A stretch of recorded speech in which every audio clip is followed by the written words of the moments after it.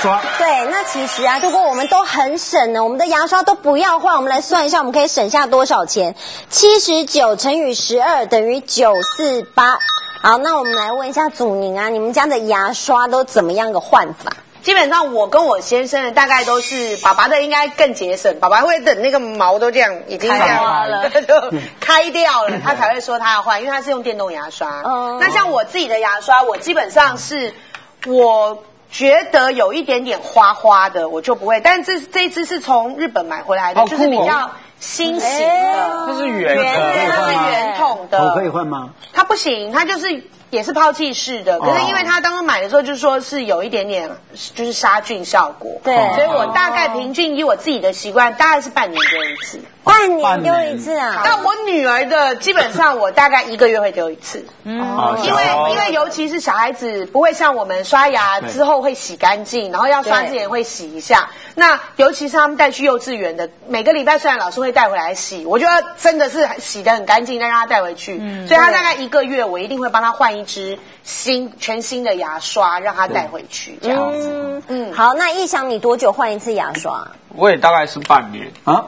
会吗？你半年也换吗？你确定啊？哎，我讲实话，真的，我是会把它刷到也是它歪掉，可是我在刷的时候，我也很用力的刷。哦，有，我曾经就会，可是很用力的刷，通常半年用力不行，不会到就差不多。对啊，你很用力的刷，牙刷的寿命通常不会这么久。不是牙齿会坏，牙龈会。对，牙龈也会。哦，对，牙刷不会坏。其实我会用力刷的原因是觉得就是怎么刷不太干净，所以我就要把它刷干净，你就用力刷。好，妮娜嘞，因为我会用电动牙刷，所以我的牙刷它这边上面会有个显示，就是说这个白色的地方，它原本是蓝色的，你让它通常变成全白，你就要换了。那这里好酷哦，这里。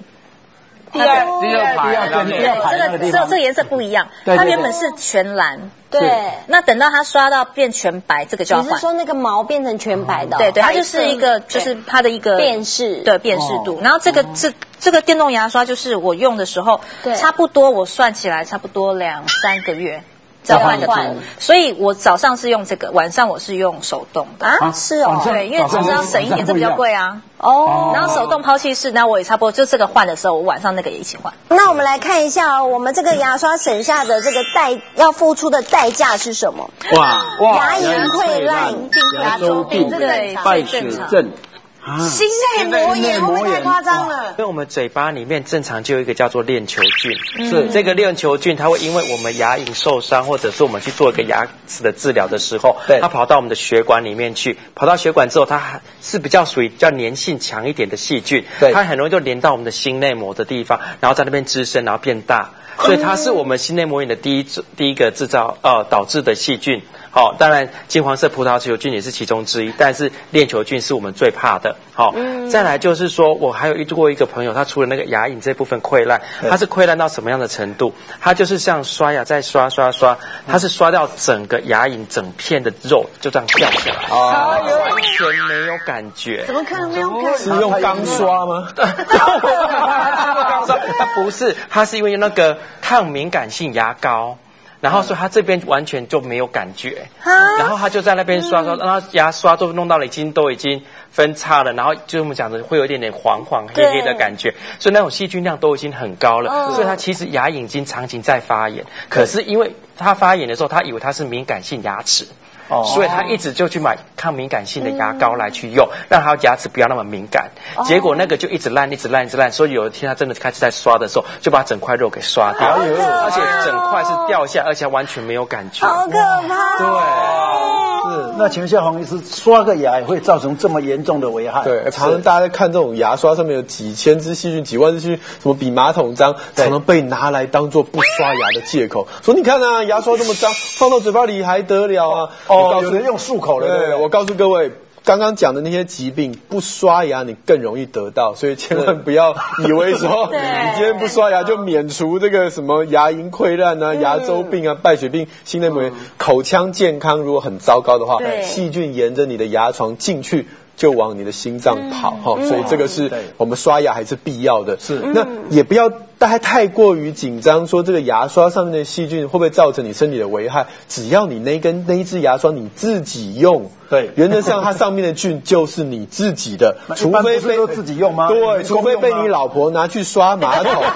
不然原则上这个菌呢，上面的细菌应该是你自己的。对，那但是不要不小心用到别人的，那就不一样了。你等于把对方口腔不好的菌带到你的口腔里面，等于是引狼入室。本来你口腔没有这么坏的菌，这时候就进来了哈。所以我们现在在讲更换牙刷，我们应该还是着重在它这个牙刷到底对我们刷到底能不能真正清除掉我们口腔的菌。如果说它都已经秃毛了，都已经歪七扭八了，那真的你那支牙刷有刷等于没刷，还不如赶快换掉算了。我们牙刷其实不是只有我们嘴巴里面的细菌而已哈。爆料一下哈，我们其实每一次在冲马桶的时候，马桶的水会溅出来。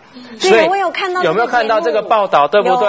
它每一次报道出来的微分里，那个里面空气里面其实是有细菌，所以不知道是谁上了厕所，然后其实房间全部都是细菌，然后你牙刷就刚好放在旁边，对，然后它就是沉淀下来。因为台湾的浴室的设计啊，马桶都在洗脸盆旁边，对，所有的格局都一样，所以我们的牙刷一定是放在洗脸盆上面。所以像现在，我自从看过那个节目，看过那个可以放在旁边，对不对？不是，因为我们举到厨房了，我们没办法改变格局嘛，所以我就冲马桶的时候把马桶盖盖下来，一定要盖下来。对，它的那个马桶里面的脏东西才不会落在我们的牙刷上面。是，每一餐吃完东西刷牙，把嘴巴里面的食物清干净，这才是最重要的。因为我们在刷牙的过程中，不是那个牙膏的重点，而是那个刷的动作。只有刷的那个动作，才能把细菌给弄掉，还有把食物的渣给弄掉。